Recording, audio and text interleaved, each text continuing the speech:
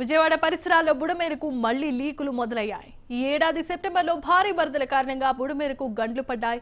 మంత్రి నిమ్మల రామానాయుడు ఆధ్వర్యంలో అధికారులు గండ్లను పూడ్చివేశారు. అయితే ఇటీవలి వర్షాల కారణంగా మళ్లీ బుడమేరు ఉధృతంగా ప్రవహించడంతో పూడ్చిన కరకట్ట బలహీనపడిపోయింది. దీంతో కొన్ని చోట్ల మళ్లీ లీకులు ఏర్పడ్డాయి. దీంతో ఇరిగేషన్ అధికారుల పనితీరుపై మళ్లీ విమర్శలు మొదలయ్యాయి.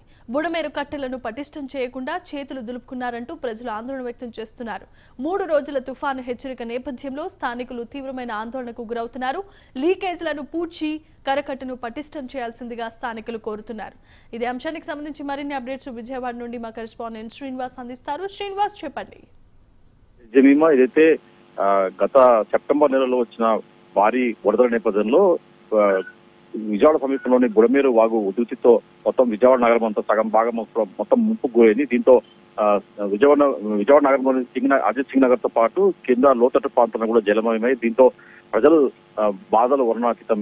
దాదాపు 10 రోజుల పాటు కూడా ప్రజలు కూడా నీటిలో ఉండి వాళ్ళు బాధపడాల్సిన పరిస్థితి నెలకొంది. ఈ నేపథ్యంలోనే అయితే ప్రభుత్వం బుడమేరుకు సంబంధించి ఏదైతే అక్కడ భారీ గండ్లు పడ్డాయో వాటిని కూడా ఇరిగేషన్ శాఖ మంత్రి నిమ్మల రామానాయుడు ఆధ్వర్యంలో కూడా అక్కడ భారీ గండ్లను కూడా దగ్గరుండి ఆయన మూసివేశారు, దాన్ని మొత్తం పూడ్చివేశారు. అయితే ఈ గండ్లు ఇప్పుడు తాజాగా చూసుకుంటే ఈ జరిగి కూడా దాదాపు 2 నెలలు కావస్తుంది. దాని తర్వాత కూడా ప్రస్తుతం చూసుకుంటే ఇటీవల గోదావరి నీరు ఉధృతంగా ప్రవహించాం.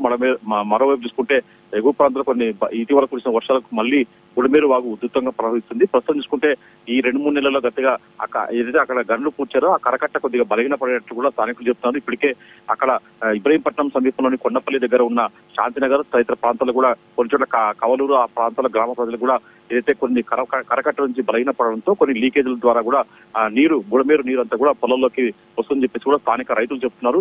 ఈ నేపథ్యంలో కూడా ఇంకా కరకట్ట బలహీన పడుతుందని చెప్పేసి ఆందోళన వ్యక్తం చేస్తున్నారు. ఇప్పటికైనా ఇరిగేషన్ అధికారులు ఆ కరకట్ట ఏదైతే బుడమేరు దగ్గర ఇటీవల పూడ్చారో ఆ భారీ పూడ్చారో ఆ కరకట్టను కూడా మళ్ళీ దాన్ని బలహీనపడంగా ఉన్నాయి. దాని గంటలను మళ్ళీ ఎక్కడ లీక్ అవుతుంది చెప్పేసి కూడా స్థానికులు ఆందోళన వ్యక్తం చేస్తారు.